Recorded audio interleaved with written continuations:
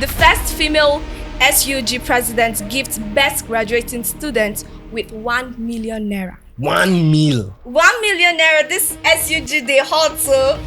Let me make a sexy statement. And all the SUGs that were men came before and they could not even give 200k. I say that shit they hot. I don't think it's a bad narrative. Bad narrative. Regardless of what the economy is saying. Do you know that at the end of the day, we have a lot of graduates that are POS honors? Yeah. They end up becoming POS. They get their umbrellas and they stand because they are entrepreneurs, Lisa. They are entrepreneurs.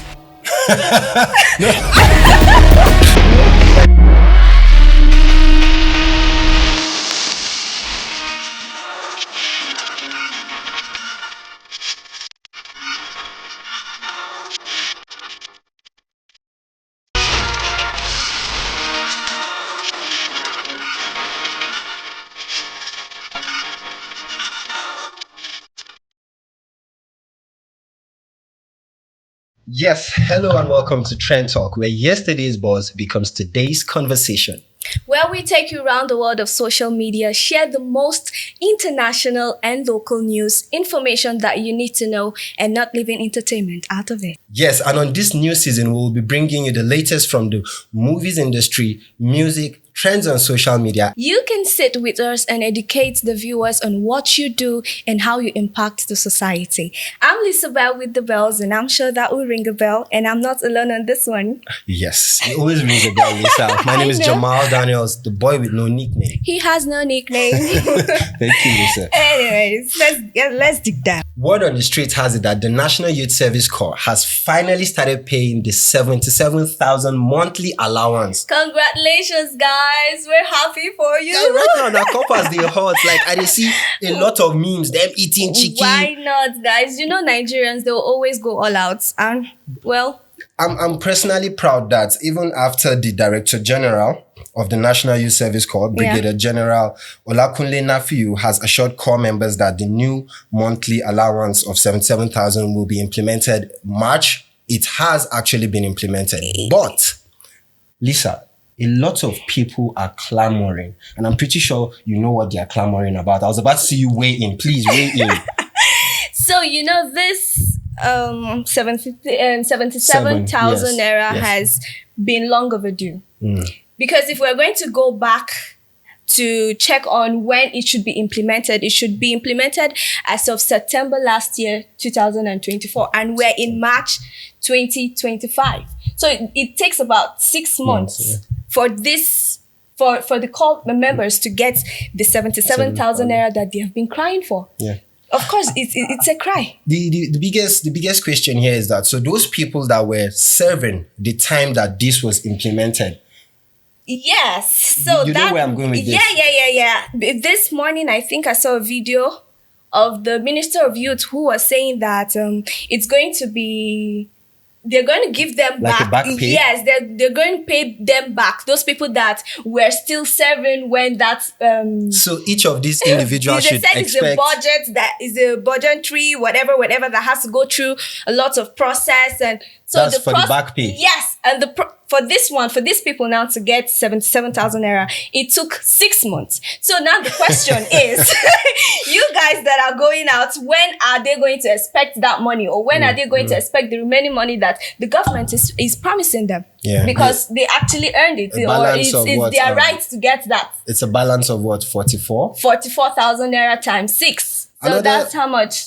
Oh wow! Well, we leave them with the maths. Yeah. Another important concern that people have in regards to this issue is they're saying in this current economy, the money doesn't have value. I agree. Equally, I am of the opinion that it would go a long way for a lot of people.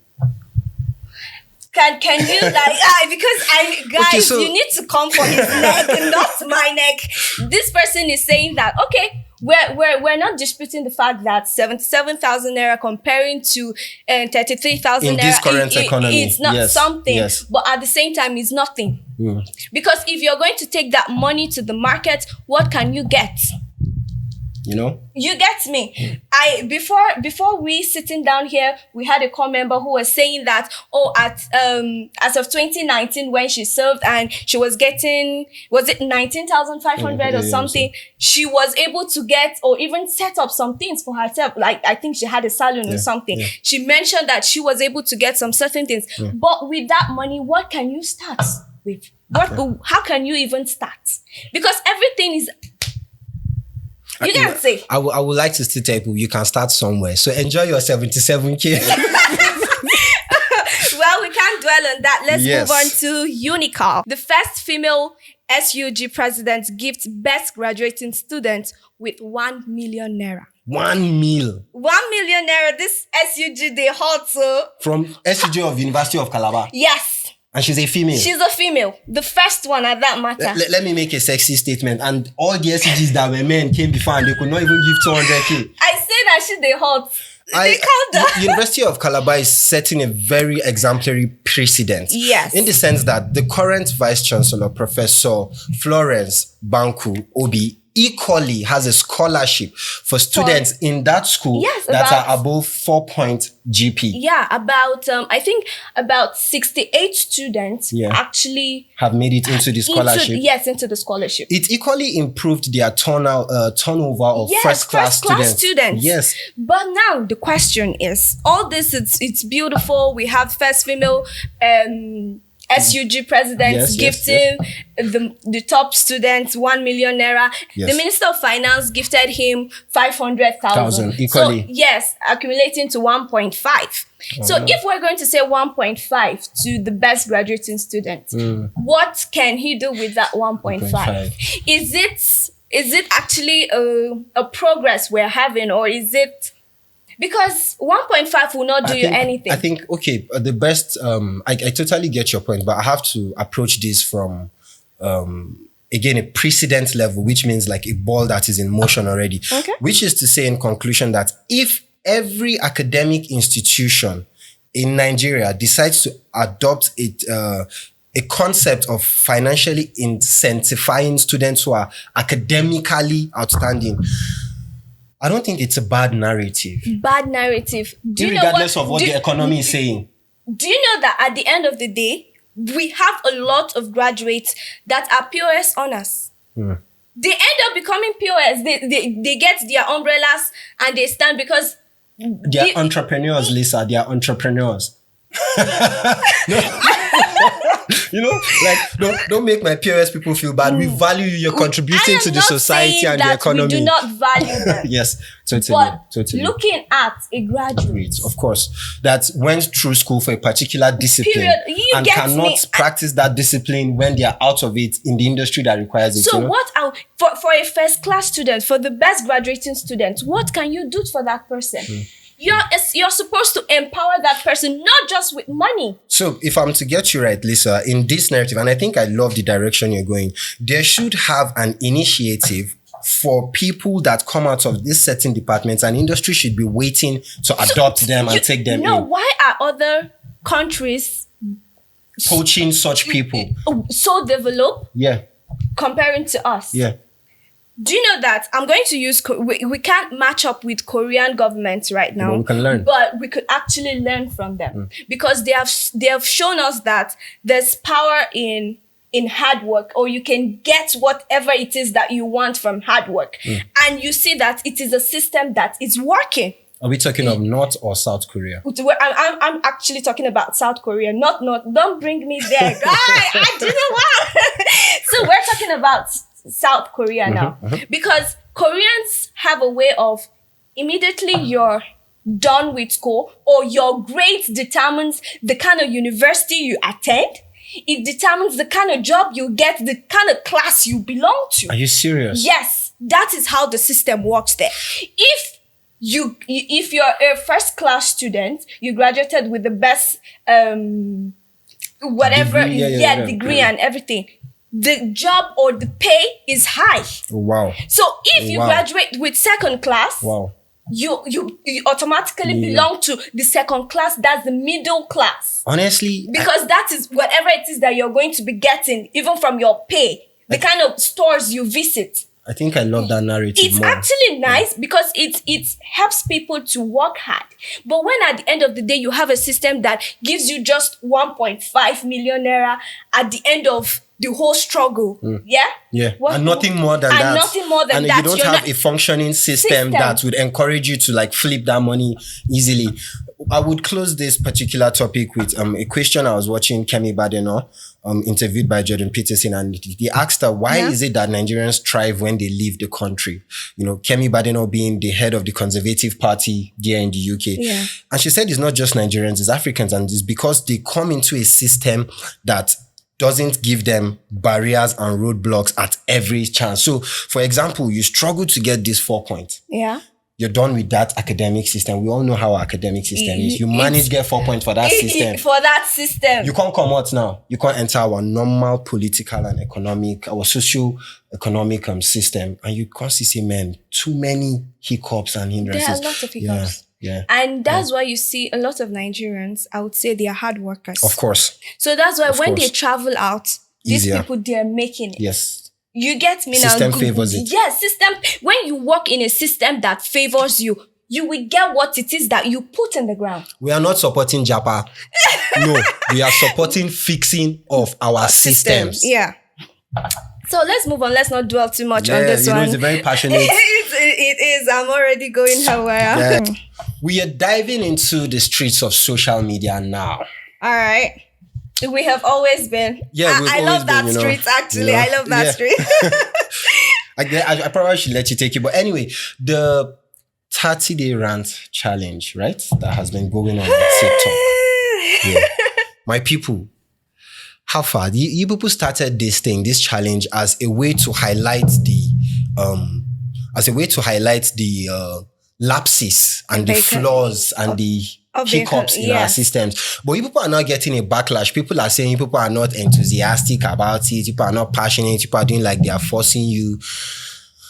And I'm at an impasse right now. I don't know what to think. Where do you belong so that I can know how to attack this guy? You understand? Okay, I need to know where you stand at this.